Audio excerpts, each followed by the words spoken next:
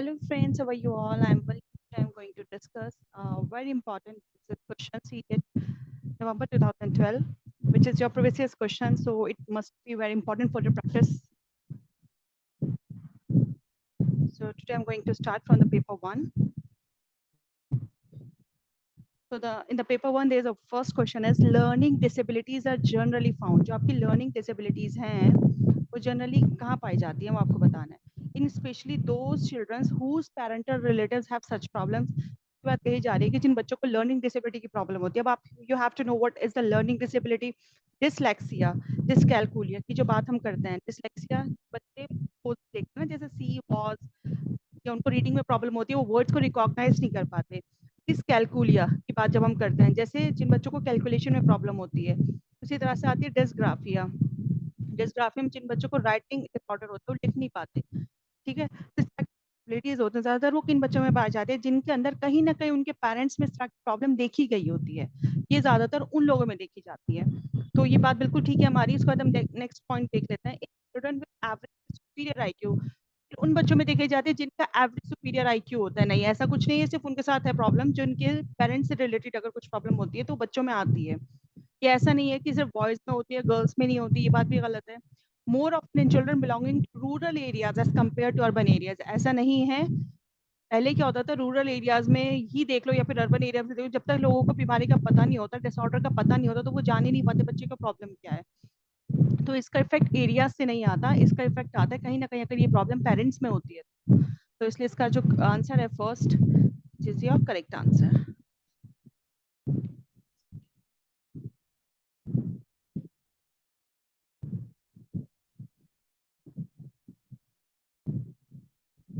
Yes.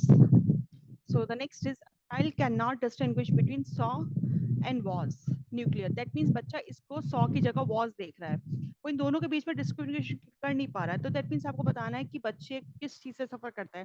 ये बात मैंने अभी पहले क्वेश्चन में बताई है कि अगर बच्चे को रीडिंग डिसऑर्डर है, मतलब बच्चा वर्ड्स को रिकॉग्नाइज नहीं कर पा रहा है, तो that means there was some problem. Dyslexia है उसको. डिसफॉर्मिया कुछ नहीं होता. Word jumbling disorder nothing. डिसलेक्सीमिया डिस्थीमिया तो होता है कि इस तरह से बच्चे का डिप्रेशन वाला डिसऑर्डर कहलाता है.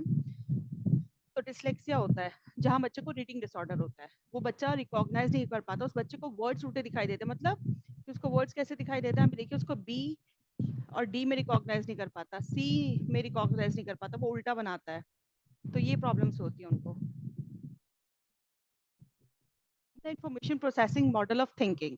जब हम प्रोसेसिंग मॉडल ऑफ थिंकिंग की बात करते हैं, the following steps are set to take place. आपको बताने किस तरह से होता है. करेक्ट सीक्वेंस हमें गिवन है स्टेप्स में. रिस्पांस एग्जीक्यूशन होता है, रिस्पांस सिलेक्शन होता है, प्री प्रोसेसिंग होता है, फिर कैटेगराइजेशन होता है. देखो it's a very simple thing. जब भी आप कोई भी प्लान करते हो, किसी भी चीज को सोचते हो, आप एग्जीक्यूट कब करते हो.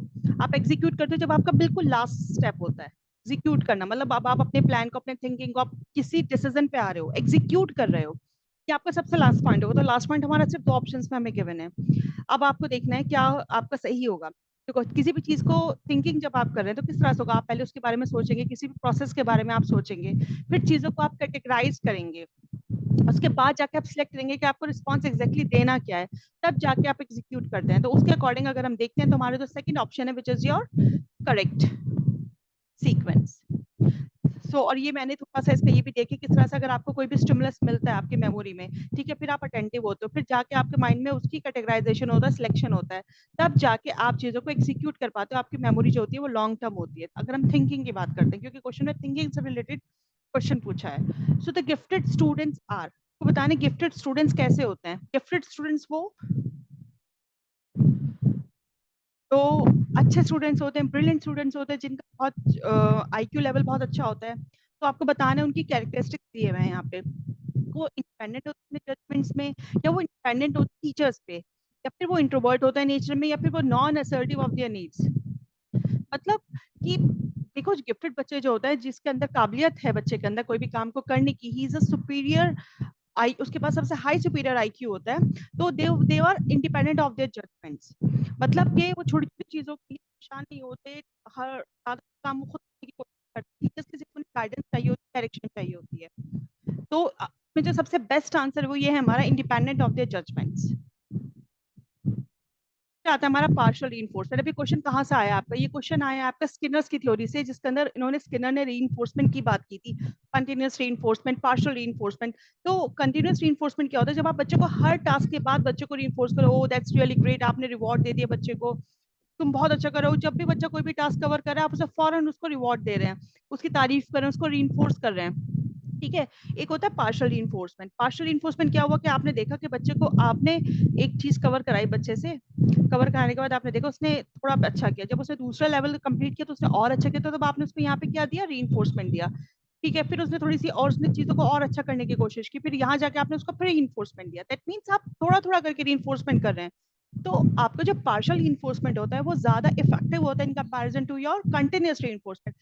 रीइंफोर्समेंट देंगे तो बच्चा बोर हो जाएगा, ठीक है। आपने पार्शियली रीइंफोर्स की, एक बार आपने बोला ओ दैट्स गुड, दैट्स ये तुम्हारी बहुत अच्छा तरीका है, तो तुमने इसे बहुत अच्छे से कवर अप किया है, ठीक है। यहाँ पे एक्सीलेंट जॉब, मतलब आप पार्शियली रीइंफोर्स कर रहे हो तो बच्चे का मोटिवेशन ज्यादा अच्छा होगा।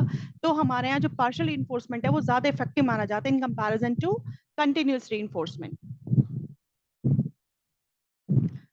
आना है आपको, orthopaedically impaired children are likely to have, जो हमारे जिनके साथ थोड़ी प्रॉब्लम है, जॉइंट्स में प्रॉब्लम है, इस तरह के होंगे। तो आपको अगर ये सारी डिसेबिलिटीज के बारे में पता है